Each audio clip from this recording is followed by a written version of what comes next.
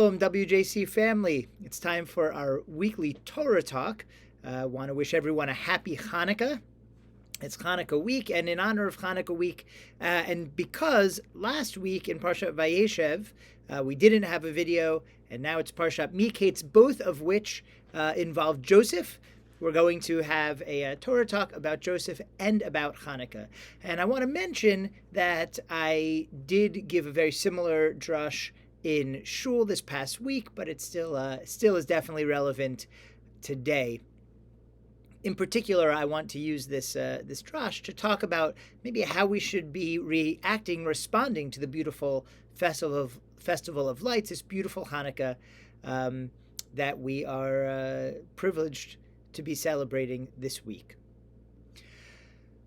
I was inspired by the mention by a friend of mine of Band of Brothers, the HBO special, the book that came before that. I was privileged to meet Eddie Shames, a resident of Virginia Beach, originally from Norfolk, when I was a rabbi there. Eddie is the last surviving officer of the Easy Company, the soldiers who are featured in Band of Brothers, a neat guy. And it got me thinking about brothers and brotherhood, which feature largely, as you may know, in the story of Joseph, and also largely in the story of Hanukkah, at least the military part of the story. So let's talk about these brothers. We have in the Joseph story, of course, these brothers can't get along. Joseph maybe is impolitic in the delivery of his dreams. The brothers are quick to be offended, though, as is even Jacob. The question is why? Why are the small slights and annoyances which come with families living together, why are they so bothersome for the brothers? So much so that they forget their fraternity. They forget the fact that they are brothers and betray Joseph. They're going to kill him. In the end, they instead sell him into slavery. So what is the answer to the question of why these brothers are so quick to forget their brotherhood, their quality of fraternity, intolerant of each other, so to speak? And then we have the Maccabees, right? So you have Mattathias, who starts the revolution. All who are with God follow me, against the Seleucid Greeks and the Hellenizing Jews. His sons step right up. John, Simon, Eliezer, and Yonatan step right up, and they follow their father, along with, of course, famously Judah, Maccabee, into the hills and start the revolution. Within a year or so, Mattathias dies. Judah famously takes over. Judah the Maccabee, Judah the Hammer. And these brothers all come together, and under these very difficult circumstances, living in the hills, dealing with all kinds of interesting Jewish parties, radicals, zealots, and trying to manage them as they work their rebellion against their Syrian Greek occupiers. They come together, and in particular, John and Simon follow their brother Judah, become his generals, fight battles all over the region, and ultimately gain their victory. So now look, you could say they just got along better. Their personalities clicked, and the other brothers we've talked about, the brothers of Joseph, they just didn't get along as well, and it's just that. But nothing is ever that simple. It seems, in fact, that what creates a sense of fraternity is necessity, right? So you might be biological brothers like the brothers of Joseph, but they don't have any fraternity. They don't get along. They are intolerant of each other. Every little thing that bothers them, they seem to take to heart. They don't forget. We're told in Vayeshev, they don't forget the slights that they commit to one another. Even their father remembers the incident, which we could interpret in a lot of ways, but it could just be that he holds a grudge. Why are these brothers so quick to condemn each other?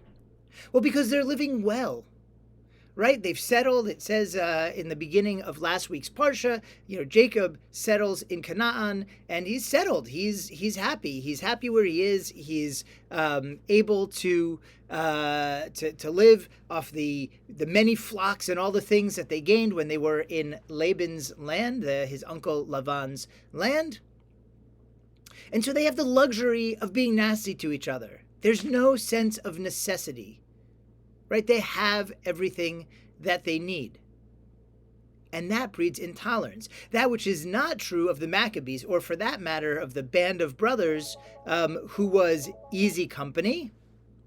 Those brothers, both real actual brothers, the Maccabees, the sons of Mattathias, this priestly family who fights off the Seleucid, the Syrian Greeks, as well as men who weren't really brothers, the easy company, they have this sense of fraternity bred from necessity. We will rely on each other or we will perish. Necessity, or a sense of urgency, breeds fraternity, or sorority for that matter. The language here is very gendered by its nature. These happen to be all groups of men. Maybe it's not happenstance. Maybe there were women involved who are not mentioned because of the historical capacity. But the point is the same, despite the historical context, despite whether we're talking about men or women, that necessity and urgency brings families together, and sometimes makes family out of people who are not even families biologically. And if you don't believe me that it's necessity, if you think maybe it's just the personalities of these brothers, of these people involved in the story that make the difference, then then my point can be proven by the way that these stories pan out.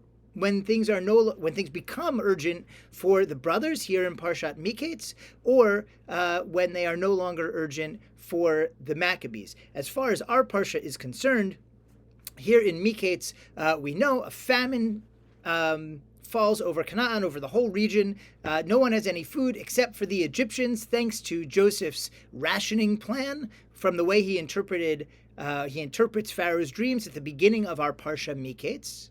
The brothers come to get food. Joseph sends them back and forth, finally framing Benjamin, right, his one full biological brother. Seems like maybe he wants to keep him there with him, send the brothers away, and hope that they forget all about it. Jacob's heart clearly will be broken by this, but Joseph doesn't seem to get that. Benjamin, his last nearby connection to his beloved wife Rachel, who died in childbirth with Benjamin. So Joseph pulls off this whole ploy, but something's changed. The brothers now living in famine, they know necessity, and these 11 brothers, they want to rely on each other differently than they ever have before. And when Joseph frames them, Judah, the very one who sent Joseph away, who sold Joseph into slavery, who made that suggestion, says to Joseph, no, don't do this. You can't do this. What can we say to my Lord, right? You framed us well, but we know that nobody did this. How can we speak? What are we going to say? And how can we justify ourselves? And then here's this fascinating, beautiful verse, passage. Elohim matzah et avon avadecha.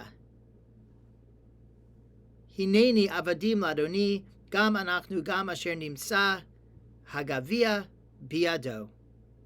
Right? God has uncovered the sin of your servants. Here we are ready to be slaves to my Lord, both we and the one in whose hand the goblet was found. And Rashi and the Midrash say he's not talking about this goblet because that's not real. He knows they didn't steal it. He's talking about their sin when they sold Joseph into slavery. Right? We're finally having to pay the price. And maybe this whole famine was paying the price, but we now know we need to band together. And if you're going to take Benjamin and make him a slave, make us all slaves. That is brotherhood. That is fraternity. And of course, Joseph is swayed by this. Oh, these brothers, they know how to be brothers now. And we don't want to spoil the cliffhanger for next week, but ultimately he forgives them and they are reunited, and forever they are reunited. The brothers are constantly scared when they and Jacob move to Egypt that Joseph is going to take out his vengeance at some point, and Joseph is always like, no, we're good, we're brothers, it's bigger than that. That which is not true for the Maccabees. As soon as the threat of the Syrian Greeks is no longer upon them, they fall apart. Right? Fall apart. They set up the Hasmonean dynasty, but the sons of John and the sons of Simon, they can't get along within a couple of generations. They're no longer resisting Hellenism. You have two rulers, Aristobulus II and John Hyrcanus II. Not exactly non-Hellenized names, right? So they've become Hellenized. They both want control, think they deserve it, and they one of them invites the Romans in a bloodless revolt. He gives the country to Rome. And we all know how that turns out. The persecutions, ultimately the destruction of the temple in Jerusalem, laid at the feet of the fact that the Hasmoneans, the Maccabees, when the threat was no longer there, when the necessity and the urgency was no longer there, suddenly they could not forgive each other's slights. They couldn't figure out how to get along. They were intolerant of one another, and the rest is history. So the question this Hanukkah for us is, do we have that sense of necessity? Do we have that sense of urgency such that we can look forward at what is important and join in brotherhood and forgive the small differences, the annoyances, even the big slights that can happen within family? That's real family or the greater human family or the greater Jewish family. Can we look past those and find that sense of fraternity? Say it is more important for us to be together than to be apart, because there is so much that needs to be done, so much that needs to be healed in the world, so much good work for the Jewish people to do in the world. Can we look past our differences, even sometimes when they are off-putting, even sometimes when they are offensive, in order to try and accomplish all that needs to be done? The world needs more fraternity. The world needs more sorority. The world needs more family. We are all brethren. That is the great lesson of the Torah. We all come from the same place. Common human ancestry or God or however we want to imagine that. We are brothers and sisters. We are family. On this Hanukkah, let us as a family come together and spread the light of the miracle of this holiday into the world. Shabbat Shalom and Chag Urim Sameach. Happy Hanukkah.